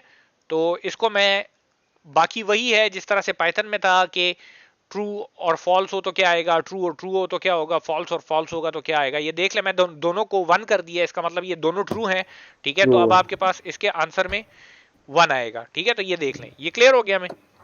जी सर। अच्छा, अब मैं एक सवाल करता हूं कि आपके पास अगर फर्ज करें मैं कहूं कि एंड का ऑपरेटर लगा, एंड का लॉजिकल ऑपरेटर लगा हुआ है और लेफ्ट साइड पे फॉल्स आ रहा है और राइट साइड पे कुछ है, ठीक है। मतलब मैं ऐसे लिखता हूं, ऐसे लिखता हूं कि मेरे पास लगा हुआ है एम्परसेंड ये, ठीक है, और यहां पे मेरे पास है ट्रू, ठीक है, और यहां का मुझे पता नहीं है, तो जवाब क्या आएगा? इस पे डिपेंड करता है कि नहीं? सर करता है, करता है, करेगा ठीक है। अगर सर। वहां ट्रू होगा तो फिर जवाब ट्रू आएगा, अदरवाइज फॉल्स आएगा। हाँ, अब अगर मैं कहता हूं कि मेरे पास यहाँ पे फॉल्स है और एम्परसेंड लगा हुआ है और यहाँ का पता नहीं है, तो अब इस पे डिपेंड करता है सर कि नहीं करता? एंड नहीं है। सर, नहीं सर, क्योंकि सर फॉल्स है, कंडीशन फॉल्स होगी है तो हाँ, तो अब फिर तो आपको पता फॉल्स लग आएगा। गया है कि एक फॉल्स है तो एंड से फॉल्स ही आना है, चाहे इधर ट्रू हो या फॉल्स हो। ये तो क्लियर है ना हमें? जी तो सर। इसका मतलब ये है कि अगर मुझे इस पहले का पता लग गया कि ये फॉल्स है तो दूसरे को चेक करने की जरूरत ही नहीं है, ठीक है। सही सर। तो एग्जैक्टली यहां पे अब देखें, मैंने पहले वाले को फॉल्स कर दिया, 0 लिखा, और दूसरे में 1 कर दिया, ठीक है। तो अब देखें, ये जो आउटपुट मुझे देगा ना, ये दूसरे वाले फंक्शन को कॉल नहीं करेगा क्योंकि पहले से ही इसे पता लग जाएगा। यहां पे देखें, देख लें, इसने सिर्फ पहले फंक्शन को कॉल किया x इज इक्वल टू 0 के, दूसरों को कॉल ही नहीं किया हुआ। वो इस वजह से क्योंकि इसे इधर ही पता लग गया है कि ये अगर फॉल्स है तो बाकी सारा फॉल्स ही आना है, मुझे कोई फर्क नहीं पड़ता इससे, ठीक है। तो ये इस एक्स्ट्रा एक फंक्शन की कॉल से या एक्स्ट्रा एक कंडीशन को चेक करने से बच गया है। तो इस प्रोसेस को कहा जाता है शॉर्ट सर्किट, ठीक है। इस प्रोसेस को कहा जाता है शॉर्ट सर्किट के आपके पास यहाँ पे ये वाला सिर्फ कॉल हो रहा है क्योंकि इसकी फिर जरूरत नहीं बची, तो इस वजह से इसको कॉल नहीं किया जा रहा। ये क्लियर हो गया? जी सर क्लियर है। क्लियर है। अच्छा, इसी तरह से अगर मैं यहाँ पे फॉर एग्जांपल इसी एग्जांपल को अगर ऐसे कर देता हूं कि मेरे पास फर्ज करें यहाँ पे लेट से है ट्रू, ठीक है, एक मिनट, यहाँ पे मेरे पास है लेट से ट्रू और लगा हुआ है, ठीक है, ये लगा हुआ है और इधर कोई वैल्यू नहीं है, तो फर्क पड़ता है इससे? No sir. नो सर, क्योंकि कोई यहाँ फर्क पे नहीं पड़ेगा। एक ही ट्रू आ गया आपके पास, तो इसको चेक करने की जरूरत ही नहीं है कि यहाँ पे क्या है, चाहे फॉल्स हो चाहे ट्रू हो, इससे ट्रू ही आना है, ठीक है। ये वेलवेट होके आपको ट्रू ही देगा। तो इसका मतलब यह है कि अगर आपके पास यहाँ पे मैं फंक्शन को कॉल करते हुए अगर 1 भेजूंगा और लगा होगा दरमियान में, ठीक है, यहाँ पे देखें, अगर इसी को मैं और कर दूं और मैं यहाँ पे 1 भेज दूं इसे, ठीक है, तो दूसरे में चाहे जो भी वैल्यू पड़ी हो इसको चेक करने की जरूरत ही नहीं है क्योंकि उससे हमेशा वो ही आएगा। तो ये देख लें, x इज इक्वल टू 1 ये वाला कॉल हो रहा है, ठीक है, मगर ये वाला फंक्शन कॉल नहीं हो रहा क्योंकि इसे इधर से ही पता लग गया है कि आगे और लगा हुआ है तो इसका रिजल्ट 1 ही आना है। तो ये बात आपने जहन में रखनी है, ठीक है। ये एक छोटा सा कंसेप्ट है जो कि आपने जो है तो जहन में रखना है। क्लियर होगी जी? जी सही है? सर क्लियर है। अच्छा, जी सर। तो ये यूजुअली तो इतना खास डिस्कस नहीं किया जाता मगर आपको एटलीस्ट पता होना चाहिए, ठीक है। तो आगे जाते हैं हम फॉर लूप की तरफ, ठीक है।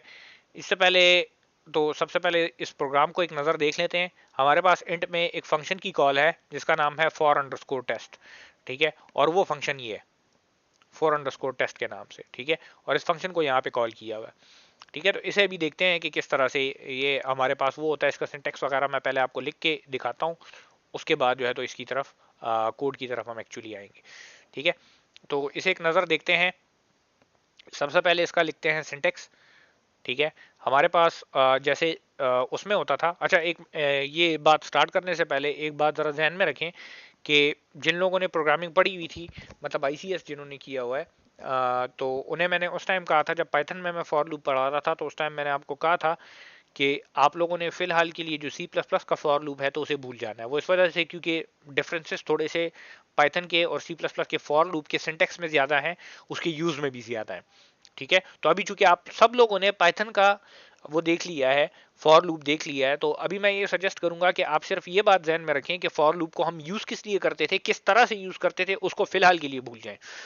ठीक है, वजह क्या थी कि मतलब किस तरह से उसको किस वजह से उसको यूज करते थे हम। सबसे पहले तो बात हमने ये की थी कि लूप्स हम क्यों यूज करते हैं, बार बार कोई चीज करनी होती है तो अगर एक ही चीज हम बार बार कर रहे हैं डिफरेंट वैल्यूज के साथ, तो हम क्या करते थे, उसकी जगह लूप को यूज कर लेते थे। अब ये जो बार बार करने की बात है, तो हम इनको आइट्रेशन कह रहे थे कि बार बार एक चीज हो रही है, कि एक आइट्रेशन हो गई, दो आइट्रेशन हो गई, तीन आइट्रेशन होंगे। ठीक है, तो फॉर लूप हम तब यूज करते थे जब हमें पता होता था कि हमारे पास नंबर ऑफ आइट्रेशंस कितनी है और हमारे पास स्टॉपिंग पॉइंट कितना है, मतलब डेस्टिनेशन का भी पता होता था और नंबर ऑफ स्टेप्स का भी पता होता था कि आइट्रेशंस हमारे पास कितनी चल रही है, तो तब हम फॉर लूप यूज करते थे। तो इस बात को ध्यान में रखते हुए अब हम क्या करते हैं कि यहाँ पे इसको लिखते हैं। ठीक है, तो सिंटेक्स इसका लिखते हैं पहले। ठीक है, फॉर लूप का सिंटेक्स क्या है इसका, आप सबसे पहले लिखते हो फॉर का कीवर्ड लगता है। ठीक है, उसके बाद आपके पास लगती हैं ये पैरेंथेसिस। ठीक है, मैंने थोड़ा सा स्पेस आउट करके इसके लिखा है क्योंकि इसके अंदर मैं कुछ चीजें लिखूंगा। उसके बाद सी प्लस प्लस में आपको पता है कि बॉडी को डिफाइन करने के लिए हम करली ब्रेसेस लगाते हैं, तो एग्जैक्टली वही करली ब्रेसेस यहाँ पे भी लग गई। ठीक है, और यहाँ पे भी लग गई। अब इसके दरमियान जितना कोड होगा तो वो बॉडी होगी फॉर लूप की। ठीक है, इसके अंदर जो भी कोड होगा तो वो फॉर लूप की बॉडी में आ जाएगा आपके पास। ठीक है, वो रिपीट होता रहेगा।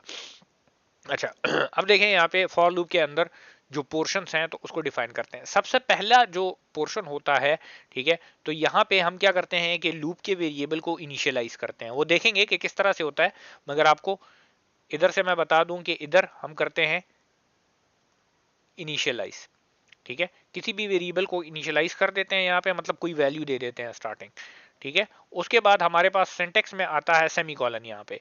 ठीक है, इनिशियलाइज करने के बाद अब इसके बाद हमारे पास यहाँ पे होती है कंडीशन। ठीक है, इस कंडीशन को चेक करके हम लूप को रिपीट करते हैं। ठीक है, तो ये कंडीशन अगर ट्रू होती है तो हमारे पास लूप रिपीट होता है, अदरवाइज स्टॉप हो जाता है जब ये कंडीशन फॉल्स हो जाती है। तो ये हमारे पास हो गई कंडीशन। उसके बाद जो आखिरी पार्ट होता है उसमें आपके पास कोई भी एक्सप्रेशन आती है। ठीक है, मैथमेटिकल एक्सप्रेशन कोई भी आपके पास आ सकती है। मतलब फॉर एग्जांपल इधर एक वेरिएबल है, उसको मैं इनिशियली वैल्यू 0 दे दूं।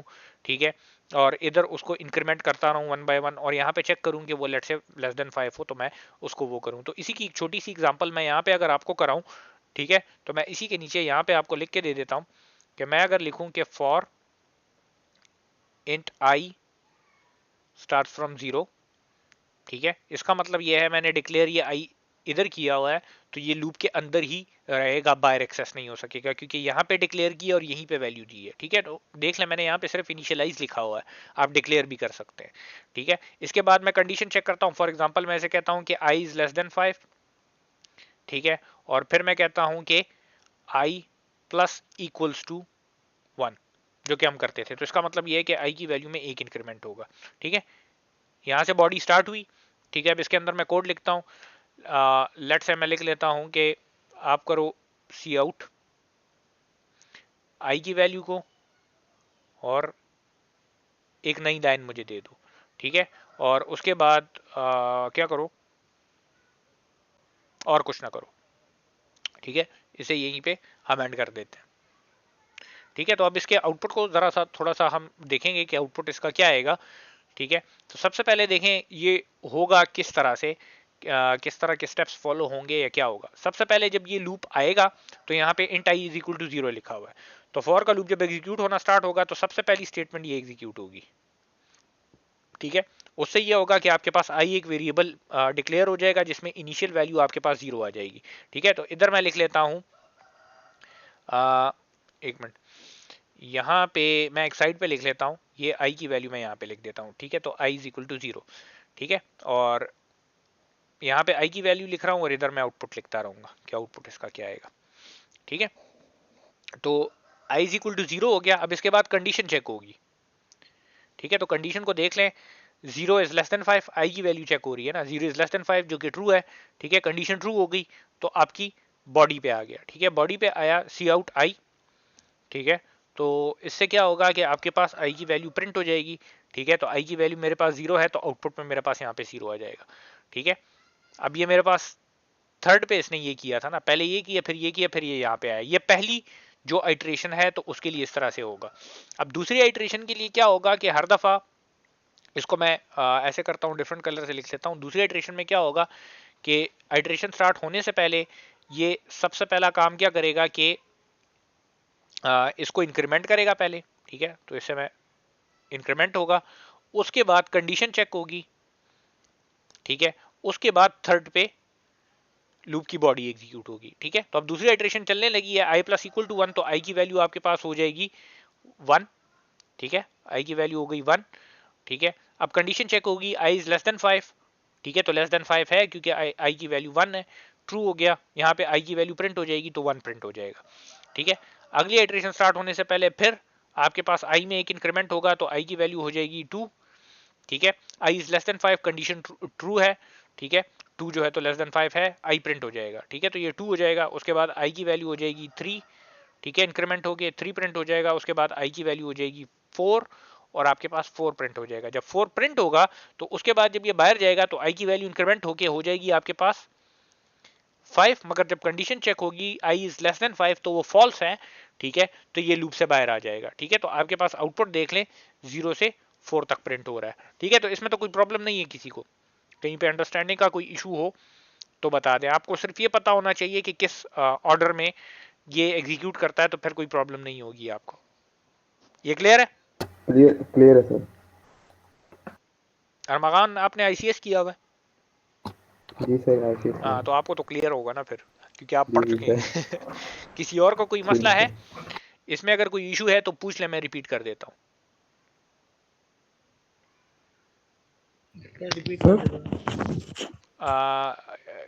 ये कौन कह रहा है रिपीट कर दें? मैं सर मोहम्मद अहमद। अच्छा सही है, ठीक है, मैं रिपीट करता हूँ। हमजा बोले, आप कुछ पूछ रहे थे। सर ये सर इन एक्सप्रेशंस की थोड़ी समझ नहीं आती है सर, ये plus equal to I plus equal to 1। अच्छा अच्छा, अहमद आपके उसकी तरफ मैं आता हूँ, इनका पहले मैं ये सवाल क्लियर कर दूं तो ठीक है। हमजा देखें, यहाँ पे मैं आपको, अगर मैं फर्ज करें लिखता हूँ ना कि आई, ठीक है, मैं लिखता हूँ i is equal to I plus 1, ठीक है जी सर। इसकी तो समझ आती है ना कि आई में यस एक सर। ऐड होगा और उसका रिजल्ट आई में आ वो आई जाएगा, सर। ठीक है। सही। इसी को शॉर्ट फॉर्म में हम इस तरह से लिखते हैं। देखें, ये बात याद रखें कि आई जो ये ऐड हो रहा है तो वो भी आई में हो रहा है और रिजल्ट भी आई में स्टोर कर रहे हैं, ठीक है। तो इसका जी शॉर्ट सर। फॉर्म लिखने का ये है कि आई प्लस इक्वल्स टू 1, ठीक है। इसका मतलब ये है कि पहले आई में प्लस करो 1, उसके बाद रिजल्ट को रख दो आई में, जी सर समझ आ गया। ठीक है। तो इसका मतलब ये है, बस आपने सिर्फ ये वो करना है। इसी तरह मल्टीप्लिकेशन भी कर सकते हैं, एडिशन भी कर सकते हैं, सब्ट्रैक्शन भी कर सकते हैं, डिवीजन भी हो सकती है, जी सर ठीक है। Thank you. अच्छा, तो अहमद आप अब जरा माइक ऑन करें, मुझे बता दें कि आपको किस पोर्शन में समझ नहीं पड़ी, मैं वो पोर्शन रिपीट कर दूं। सर स्टार्ट से समझा देते थे और से। अच्छा, मुझे ये बताएं, ये जो सिंटेक्स समझाया ये समझ में आया? जी सर ये समझ आया। अच्छा ठीक है, तो अब जरा आते हैं इधर, दोबारा इसे करते हैं, ठीक है। इसे मैं मिटा देता हूं। तो मैंने ये कुछ कोड लिखा, ठीक है, और इसको अब एनालाइज करते हैं, ठीक है। तो सबसे पहले तो देखें कि मेरे पास यहाँ पे जो इनिशियलाइज हुआ है ये आई, ठीक है, ये वाला, ठीक है। तो ये मैंने ये इनिशियलाइज का पोर्शन में लिखा है, इसका मतलब ये है लूप वेरिएबल मेरे पास आई हो गया, ठीक है। कंडीशन में मैंने लिखा कि आई की वैल्यू लेस देन 5 होनी चाहिए, और जो एक्सप्रेशन थी उसमें मैंने लिख दिया कि आई में हर दफा मैं 1 ऐड कर रहा हूँ, ठीक है, बॉडी में सिंपल आई को प्रिंट कर रहा हूँ, ठीक है। तो अब यहाँ पे देखें, मैंने आपको कहा कि जब ये एग्जीक्यूट होना स्टार्ट होगा तो सबसे पहले क्या होगा, आपके पास यहाँ पे जो सबसे पहली स्टेटमेंट एग्जीक्यूट होगी तो वो ये वाली होगी, मतलब आई की वैल्यू 0 से स्टार्ट हो जाएगी, और ये पहली दफा होगी, उसके बाद नहीं होगी, ठीक है। तो आई की वैल्यू 0 से स्टार्ट हो गई, उसके बाद कंडीशन इसने चेक की, ठीक है, ये पहली आइट्रेशन के लिए कंडीशन इसने चेक की, कंडीशन जो है तो अब ट्रू है क्योंकि आई की वैल्यू जो है तो 5 से छोटी है, i की वैल्यू 0 है, ठीक है। और उसके बाद मैं ऐसे कहता हूं कि i को प्रिंट कर दो, तो इसने प्रिंट कर दिया, ठीक है। तो i की वैल्यू 0 थी, इसने 0 को प्रिंट कर दिया। अब उसके बाद ये तीसरे उस पे हुआ। उसके बाद जब ये दोबारा चला, ठीक है, तो अब दूसरी दफा i इक्वल्स टू 0 नहीं होगा, ये एक ही दफा होगा, वन टाइम, ठीक है। अब दूसरी दफा आपके पास सीक्वेंस थोड़ा सा चेंज हो जाएगा, दूसरी आइट्रेशन और उसके बाद की जो आइट्रेशन है। तो सबसे पहला काम क्या होगा कि आपके पास i में एक इंक्रीमेंट होगा, पहले ये चीज होगी, तो i की वैल्यू आपके पास आ जाएगी 1, ठीक है। उसके बाद कंडीशन चेक होगी, ठीक है, कंडीशन चेक हुई 1 इज लेस देन 5 जो कि ट्रू है। उसके बाद आएगा आपकी बॉडी को एग्जीक्यूट कर देगा, तो बॉडी एग्जीक्यूट होगी तो आपके पास 1 प्रिंट हो जाएगा।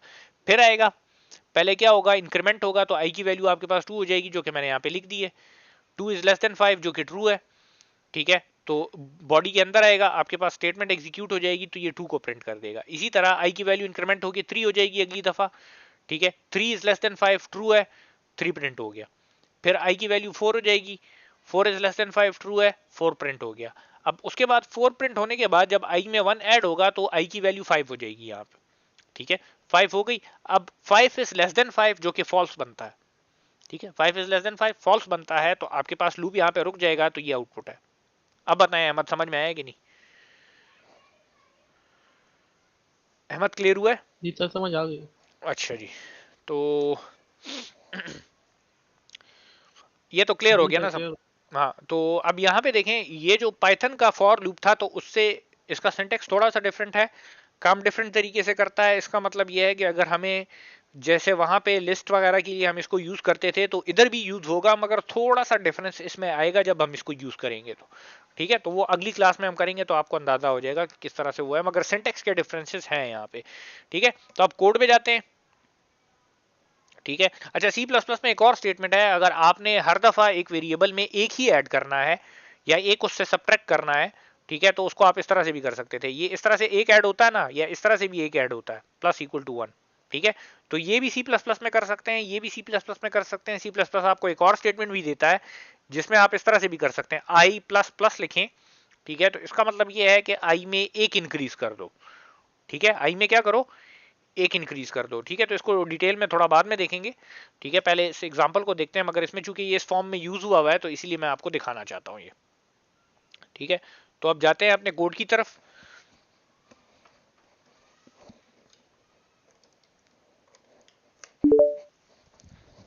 ठीक है, जाते हैं अपने कोड की तरफ, और यहां पे देखें बाकी सारा कोड वही है। यहां पे मैंने वो i प्लस इक्वल टू 1 की जगह i प्लस प्लस लिखा हुआ है, ठीक है। ये आपको लिखा हुआ मिलेगा, सी प्लस प्लस में बहुत ज्यादा यूज होता है, पाइथन में नहीं है, वो इस वजह से क्योंकि इसमें एक मसला है, ठीक है। तो मैंने देखें ये फॉर टेस्ट वाले फंक्शन को कॉल किया हुआ है यहाँ पे, और उस फंक्शन के अंदर सिंपल ये वाला लूप है, ठीक है, जो कि अभी मैंने सारा एक्सप्लेन किया। आई की वैल्यू सिंपल प्रिंट हो रही है, ठीक है। तो ये जब प्रिंट होगी तो आपको नीचे कंसोल पे नजर आएगी, ठीक है। तो इसे मैं क्लियर करता हूँ और मैं इसे चलाता हूँ, ये देख लें 0 से 4 तक आउटपुट आपको नजर आएगा, ठीक है। ये देख लें i इज इक्वल टू 0 1 2 3 और 4 आपको आउटपुट नजर आ रहा है, ठीक है। तो ये तो ऑलरेडी हमने डिस्कस कर लिया। अच्छा, अब एक बात आपने ये याद रखनी है कि अगर फर्ज करें मैं इस i की वैल्यू को इस फॉर लूप से बाहर प्रिंट करना चाहूं, तो ये i फॉर लूप से बाहर एक्सेसिबल नहीं है, क्योंकि इसको मैंने डिक्लेयर ही फॉर लूप के अंदर किया हुआ है। तो ये फॉर लूप के स्कोप के अंदर है, जैसे ही लूप खत्म होता है ये आई खत्म हो जाता है साथ में, ठीक है। तो इसको बाहर एक्सेस नहीं कर सकते, ठीक है। ये देख लें मैंने यहाँ पे कमेंट्स में लिखा भी हुआ है, ठीक है, मगर आप अगर इस पे माउस लेके आए तो ये बताता है आपको आइडेंटिफायर आई इज अनडिफाइंड, ठीक है। तो यहाँ पे अगर आप इस आई को फर्ज करें फिर बाहर भी एक्सेस करना चाहते हैं, तो आप इसे फिर यहाँ पे डिक्लेयर नहीं करेंगे, इधर सिर्फ इनिशियलाइज करेंगे, डिक्लेयर ऊपर करेंगे फिर, ठीक है। तो अब चूंकि मैं इस मैं लूप से इसे बाहर ले गया हूं, तो अब ये नीचे भी मेरे पास एक्सेसिबल होगा, ठीक है। तो ये बात आपने याद रखनी है जब ये कोड करेंगे। यूजुअली चूंकि ये जो लूप के वेरिएबल्स होते हैं तो ये इधर तक ही हमें चाहिए होते हैं, तो इसी वजह से इधर इसको डिक्लेयर भी किया जाता है और इधर ही वैल्यू दे दी जाती है। क्लियर हो गया? मगर फिर ये आपने याद रखना है कि लूप से बाहर एक्सेस नहीं कर सकेंगे इसे, अगर इस तरह से करेंगे तो। अब जरा आते हैं जी सर जी जी जी जी सर अगर हम उसको इनिशियलाइज भी बाहर कर दें लूप से बाहर, यानी कि सी इन लेके हम वेरिएबल जो है यूजर से ले लें, ठीक सर है। उसका सिंटेक्स पे क्या बनेगा? किसका सिंटेक्स क्या बनेगा? यानी बाहर कि इंट आई बाहर चला जाएगा ना। सेमीकोलन। हाँ, तो वो हम बॉडी F4 की बॉडी के अंदर इनिशियलाइज नहीं ना करें सर? इसे खाली छोड़ दें। हाँ, तो ये ऐसे ही खाली छोड़ेंगे हम, हाँ हाँ, इसे खाली सेमीकोलन छोड़ेंगे। लगेगा। ये आगे अभी मैं आपको बताने वाला भी था, मगर इसको आप खाली छोड़ सकते हैं। ये इवन ये सारे पोर्शन खाली आप छोड़ सकते हैं। सर नीचे जो हम आई को फिर कॉल करेंगे तो उसमें वो 5 वैल्यू स्टोर होगी, मतलब जो लूप चलेगी फिर जो वैल्यू आएगी आखिरी 4 आएगी वही उसमें स्टोर होगी या 0 होगी सर? आखिर नीचे में, कॉल करेंगे उसको। आखिर में यस सर। ये देख लें एक मिनट, मैं प्रिंट करके यस दिखा सर, देता हूँ। यहाँ पे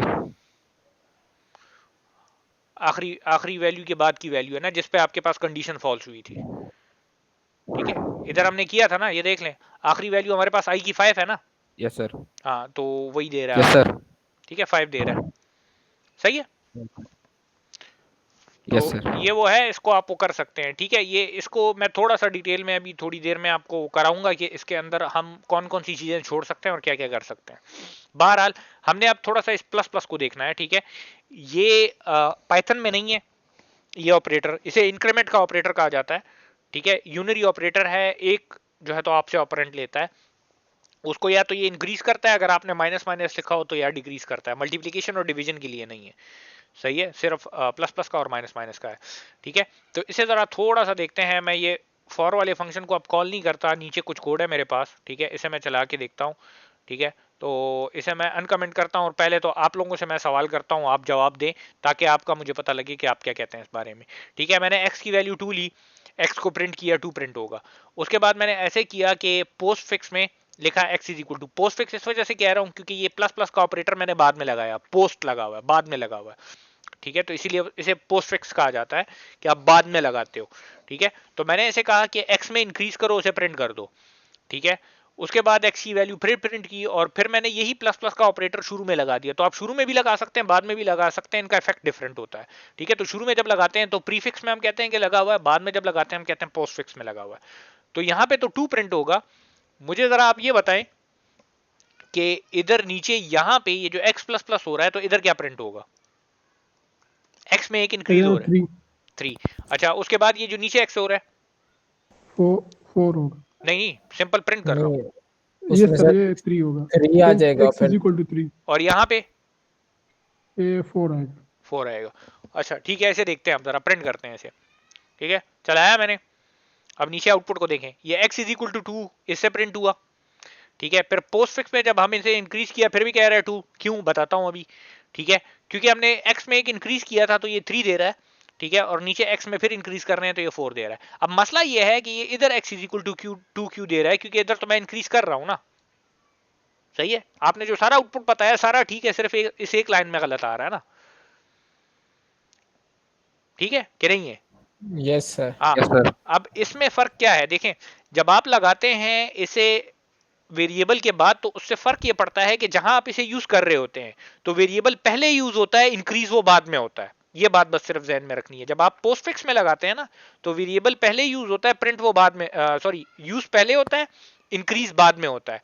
तो यहाँ पे देखें, इसका मतलब ये है कि तुम x की वैल्यू को प्रिंट कर दो और फिर उसके बाद x को इंक्रीज कर दो। तो x की वैल्यू को जब प्रिंट करेगा तो इसलिए 2 आया और बाद में वो फिर इंक्रीज हो गया। तो इसीलिए जब नीचे मैंने सिंपली उसे प्रिंट किया तो वो 3 आ रहा है, अभी भी इंक्रीज वो हो रहा है। ये बात समझ में आ रही है? Yes sir.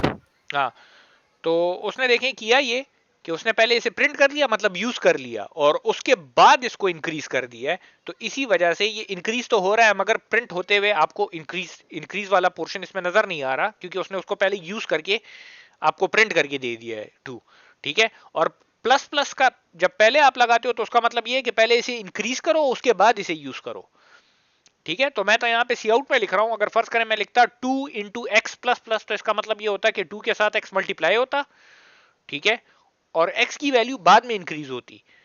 अगर मैं लिखता 2 इंटू प्लस प्लस एक्स तो इसका मतलब ये पहले प्लस प्लस एक्स होता, मतलब x इंक्रीज होता और फिर वो 2 के साथ मल्टीप्लाई होता। तो ये डिफरेंस आपको पता होना चाहिए। तो ये जो थोड़ी बहुत कंफ्यूजन इसके दरमियान बनती है, इसी वजह से ये आपको कुछ लैंग्वेजेस में नजर नहीं आएंगे, पाइथन में नहीं है। ठीक है, क्लियर है ये कि नहीं? Yes sir. सबको क्लियर है? ठीक है, अच्छा, इसको जब आप प्लस प्लस लगाते हो तो इंक्रीमेंट का ऑपरेटर कहा जाता है, माइनस माइनस लगाते हो तो डिक्रीमेंट का ऑपरेटर कहा जाता है, क्योंकि वो कम होता है। ठीक है, जब बाद में लगाते हैं ये ऑपरेटर तो हम कहते हैं पोस्टफिक्स में लगा हुआ है, जब पहले लगाते हैं तो हम कहते हैं प्रीफिक्स में लगा हुआ है। तो ये टर्मिनोलॉजी आपको पता होनी चाहिए। ठीक है जी, सही यस है। सर। अच्छा, अब हम जाते हैं वाइल के लूप की तरफ। ठीक है, जो कि ऑलरेडी हम कर भी चुके हैं पाइथन में, और जिस तरह से पाइथन में था एग्जैक्टली उसी तरह से यहाँ पे भी यूज होता है। सिर्फ छोटा सा डिफरेंस जो है तो इसके सिंटेक्स में थोड़ा सा है, बाकी उसी तरह से है जैसे पाइथन में था। ठीक है, तो इसको थोड़ा सा अब एक नजर देखते हैं। यहाँ पे देखें, आपको याद होगा पाइथन में, अगर याद ना भी हो तो अभी याद आ जाएगा। पाइथन में हमने जो एग्जांपल की थी वाइल को करते हुए, तो एग्जैक्टली वही एग्जांपल मैंने यहाँ पे भी उठाई है कि लेट्स से मेरे पास एक वैल्यू है फ्लोट 0.13। ठीक है, और इस वैल्यू के मैं मल्टीपल निकालना चाहता हूँ। ठीक है, इसके मल्टीपल क्या होंगे? 0.26, 0.13, 0.26, 0.39, इसी तरह 0.52 आगे जाते जाएं। ठीक है, तो मल्टीपल हम कैसे निकालते हैं? इसी नंबर में बार बार 0.13 ऐड करते रहें तो इसके मल्टीपल निकलते रहेंगे मेरे पास। तो मैंने क्या किया कि सिंपली इसको एक और वेरिएबल में रख दिया, जिसको मैंने रेस का नाम दे दिया रिजल्ट। ठीक है, और मैंने क्या किया कि मैं चेक कर रहा हूँ, मैं असल में इसके मल्टीपल निकालना चाहता हूँ 0 और 1 के दरमियान। आपको याद होगा हमने कहा था कि हम वाइल लूप तब यूज करते हैं जब हमें पता ना हो कि नंबर ऑफ आइटरेशंस कितनी है। ठीक है, तो इधर मैं वाइल लूप के थ्रू इसकी जो वो है मल्टीपल्स हैं वो निकालूंगा। ठीक है, तो मुझे पता नहीं है कि 0 और 1 के दरमियान इसके मल्टीपल्स कितने हैं, तो इसीलिए मैंने यहाँ पे कंडीशन लगा दी कि रिजल्ट जो मेरे पास है तो वो लेस देन और इक्वल टू 0 जब तक होगा तो तब तक तुम इसको चलाते रहो। तो सबसे पहले तो मैंने रिजल्ट को प्रिंट किया, तो सबसे पहले क्या प्रिंट हो जाएगा? 0.13। उसके बाद मैंने इसमें ऐड कर दिया, प्लस इक्वल टू लिखा है ना, तो इसका मतलब है रिजल्ट के अंदर वैल्यू ऐड हो जाएगी। ठीक है, और उसका जो रिजल्टेंट वैल्यू आएगी तो वो इस वेरिएबल के अंदर आ जाएगी। सही है, तो 0.26 हो जाएगा। ठीक है, उसके बाद 0.39 हो जाएगा। इस तरह तक ये प्रिंट होता जाएगा होता जाएगा होता जाएगा जब तक इस रेस की वैल्यू आपके पास 1 से ग्रेटर नहीं हो जाती, क्योंकि कंडीशन में हमने लेस देन और इक्वल टू लिखा हुआ है। ठीक है, तो इसे मैं नीचे वाले आउटपुट को करता हूँ क्लियर, और इसे चलाता हूँ। ये एग्जांपल हम पहले भी कर चुके हैं, तो ये देख लें इसके सारे के सारे मल्टीपल्स आ गए हैं। ठीक है, जो 0 और 1 के दरमियान है। ठीक है, उससे बाहर कोई नहीं है। तो अब मुझे पहले से तो पता नहीं था ना कि इसके इतने मल्टीपल्स हैं। ठीक है, तो इसीलिए मैंने वाइल लूप यूज किया हुआ है। ठीक है, ये क्लियर है सबको? इसमें कोई कंफ्यूजन तो नहीं है? डिफरेंस देख लें, डिफरेंस वही है। वाइल में वहां पे जो कंडीशन लिखते थे तो उसको हम जी सर, पैरेंथेसिस में नहीं लिखते थे, इधर पैरेंथेसिस में लिख रहे हैं। और वाइल की बॉडी के लिए जो है तो हम क्या कर रहे हैं, यहाँ पे हम करली ब्रेसेस लगा रहे हैं। ठीक है, तो वाइल कंडीशन और उसके बाद उसकी बॉडी। ठीक है, ये डिफरेंस है दोनों में। ये क्लियर है? Yes sir. अच्छा, जी अब जी सर क्लियर है। अच्छा अब हम जाते हैं जरा फॉर की तरफ, दोबारा वापस थोड़ा सा बैक ट्रैक करते हैं, क्योंकि इधर एक बात है जो कि हमने वो करनी है। फॉर में मैंने आपको बताया था कि ये फॉर का लूप है। ठीक है, इसमें एक इनिशियलाइज का पोर्शन है और एक आपके पास कंडीशन का पोर्शन है और एक इंक्रीमेंट और डिक्रीमेंट का है। ठीक है, तो अगर मैं ऐसे इसको लिख दूं तो इसका मतलब ये नहीं है कि एरर है। मैंने इनिशियलाइजेशन भी छोड़ दी, कंडीशन भी छोड़ दी, मैंने एक्सप्रेशन भी छोड़ दी। ठीक है, मगर इसका मतलब ये होगा कि ये लूप आपके पास चलेगा इन्फिनिटी तक, मतलब ये चलता रहेगा, इसका स्टॉपिंग पॉइंट कोई नहीं है, क्योंकि आपने कंडीशन को छोड़ा हुआ है। ठीक है, दूसरी बात ये कि ना तो आप कुछ इनिशियलाइज कर रहे हो, ना कुछ इंक्रीमेंट या डिक्रीमेंट कर रहे हो। ठीक है, तो इसमें से ये सारे पोर्शंस जो हैं तो ऑप्शनल हैं, आप कोई भी छोड़ सकते हैं। जैसे मैंने आपको थोड़ी देर पहले कराया, ये जो हमारे पास इनिशियलाइजेशन का पोर्शन था इसे मैंने खाली छोड़ दिया था, इसमें मैंने कुछ नहीं लिखा था। ठीक है, इसी तरह कंडीशन को भी आप एम्प्टी छोड़ सकते हैं, मगर कंडीशन को एम्प्टी छोड़ेंगे इसका मतलब ये है ये फिर चलता रहेगा, रुकेगा नहीं। तो ये बात ध्यान में रखनी है। ठीक है, तो अगर कहीं पे बात औकात इस तरह से होता है कि आप कोई टेस्ट वगैरह दे रहे होते हैं तो उसमें वो जो ट्रिकी क्वेश्चंस लोग देते हैं, ठीक है, तो उसमें हो सकता है आपको इस तरह से दिया हो। देखें, बात औकात इस तरह से आता है, फॉर लिखाओ, एक सेमीकोलन लिखाओ, दूसरा सेमीकोलन लिखाओ, ये बाकी जगह खाली हो। सेमीकोलन लिखा जरूरी है, अच्छा, क्योंकि ये तीनों पार्ट्स को अलग अलग करता है, तो ये सिंटेक्स का पार्ट है, ये लिखना जरूरी है। और आखिर में यहाँ पे फॉर के बाद एक सेमीकोलन लगाओ। तो इसका मतलब ये है, जिस तरह हमने कहा था ना कि इफ के अंदर अगर एक स्टेटमेंट होती है तो हमें ब्रैकेट लगाने की जरूरत नहीं पड़ती, इसी तरह फॉर के अंदर भी अगर हम एक स्टेटमेंट लिखते हैं तो हमें ब्रैकेट लगाने की जरूरत नहीं पड़ती। तो इसका मतलब यह है कि फॉर की यहाँ पे ना तो इनिशियलाइजेशन हमने की है, ना हमने कंडीशन लिखी है, ना एक्सप्रेशन लिखी है, और ना ही वो जो एक स्टेटमेंट है तो वो हमने लिखी है, हमने डायरेक्टली सेमीकोलन लिख दिया। तो इसका मतलब यह है कि ये चलेगा, और कितनी दफा चलेगा, ये चलता रहेगा। ठीक है, ये बात क्लियर है कि नहीं है? सर ये तो हमें खपा देगा। हाँ, तो ये यही बात है कि आपको पता होना चाहिए ना कि ये सारे पोर्शंस ऑप्शनल हैं, आप छोड़ सकते हैं इसको। तो इसका मतलब इनमें ये है, मैंडेटरी कोई भी नहीं। मैंडेटरी कोई नहीं है, ठीक है। ये सेमी कॉलन लगाना चूंकि सिंटेक्स का पार्ट है तो इस वजह से आप लगाते हो। ये जो ऊपर लिखा हुआ है और ये जो अभी मैं लिखने जा रहा हूं, इन दोनों का मतलब एग्जैक्टली सेम है। देखें, इन दोनों का एक ही मतलब है। इधर मैंने बॉडी खाली छोड़ दी, उधर भी मैंने बॉडी खाली छोड़ दी, ये बॉडी है इसकी, ठीक है। मगर इस बॉडी में एक स्टेटमेंट आ सकती है सिर्फ, क्योंकि सेमी कॉलन लगा हुआ है, ठीक है। और यहाँ पे मल्टीपल आ सकती है जो कि मैंने खाली छोड़ी हुई। क्लियर है? तो ये दोनों एग्जैक्टली सेम है, कोई फर्क नहीं है दोनों में। तो ये बाज़ों का टेस्ट वगैरह में लोग देते हैं, वो ट्रिक क्वेश्चन होते हैं ना बाज़ों का आपके लिए, तो उसमें ये दिया जाता है, ठीक है। तो आपको पता होना चाहिए। सर आप भी दे सकते हैं सर।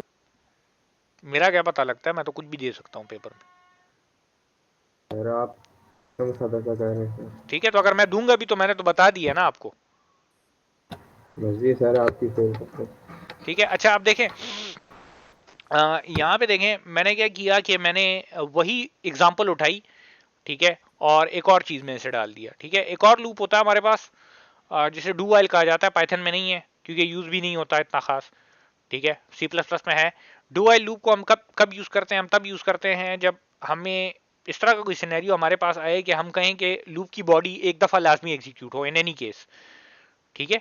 एक दफा लूप की बॉडी लाजमी एग्जीक्यूट हो, उसके बाद जितनी दफा चलता है लूप तो चले, मगर एटलीस्ट एक दफा लाजमी चले, ठीक है, बगैर किसी कंडीशन के एक दफा लाजमी चले, ठीक है।